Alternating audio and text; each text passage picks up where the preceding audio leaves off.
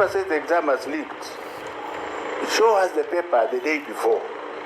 It's a very simple thing they are doing, which even a man who failed the exam can do. Once the examination has left the container, then one or two teachers will go and take a photo and put it in the mtandao. But the children are already in the classroom.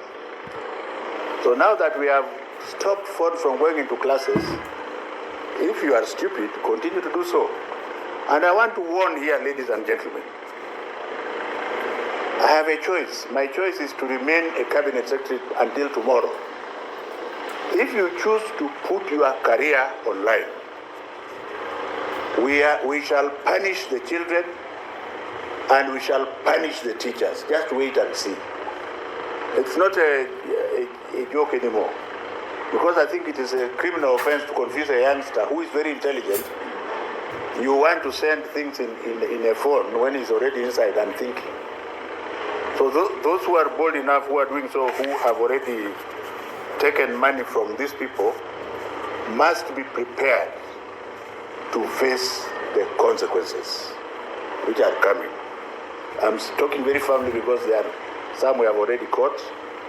Not that the exam leaked, but your attempt, if you are caught with a cell phone, for example, there is a price you shall pay.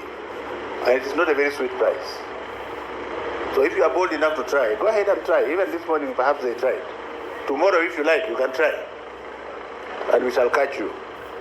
And in less than 2 weeks, if you are a teacher, your job is gone. That's it.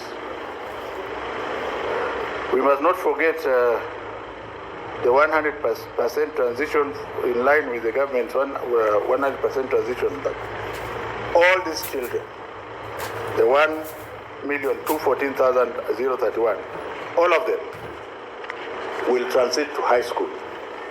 You will ask why. Some of them were caught colluding. Yes, our law says if you catch a child colluding in primary school, for that subject the child gets 0. So that will bring the marks down. Up to now, I don't think there's any child who was caught with all the papers. So even if you passed on only one, you will go to a school which is appropriate with you. Are we together? So, but they will pay for it, especially all those that... already the minister has put in place measures to ensure that the selection exercise is conducted soonest. And I dare say that Kibet, within 2 weeks, I would be wanting to know whether it is complete or not. You have no sleep until we complete that subject. Umeelewa? Now, when the legacy of His Excellency the President is written, the Elimu Scholarship Program will be written in it. And this program has enabled the poor children of Kibera, of Kiandutu, or what have you, of Kisumu, children who are intelligent like I was, and who are poor like I was, and who had no chance of becoming a doctor and finally a CS like me, because the mandarins were around it. So they would sell their positions.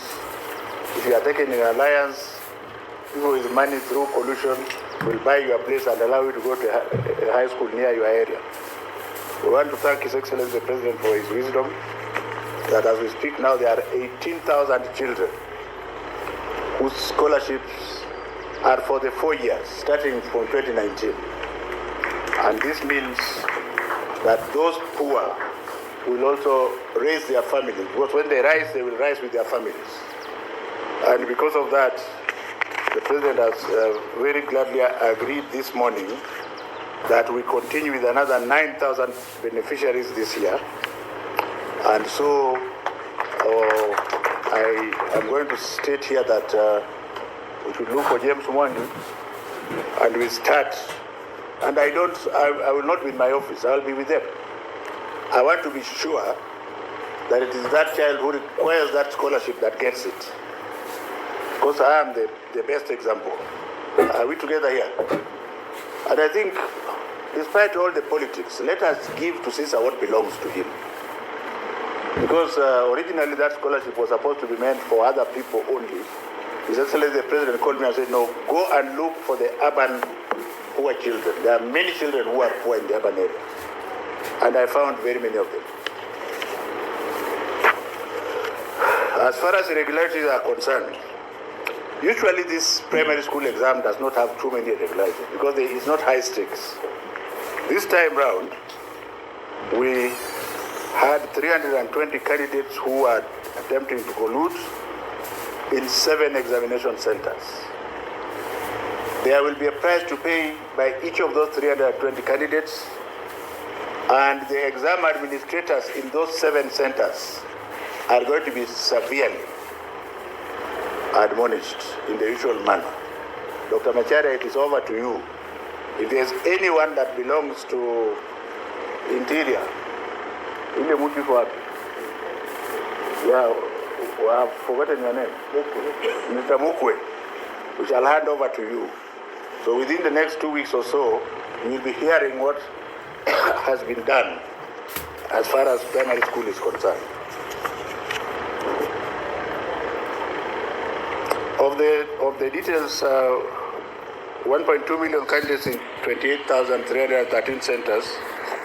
Of these, we have achieved gender parity, 50.28 boys, 49.72% girls.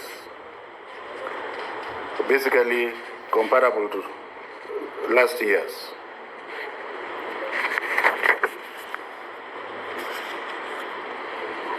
Now, during the 2021 examination, 12 counties registered more females than males.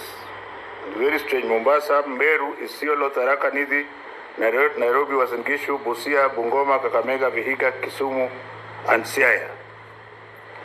In 2020, there were 20 of them. So it's like we thank God the male child is starting to come up. The number of candidates who are absent this time decreased from 12,424 to 11,500. The number of registered candidates who are below age increased from 26,000 to 33,000. The counties that had the highest entry for these candidates is very strange, and I'm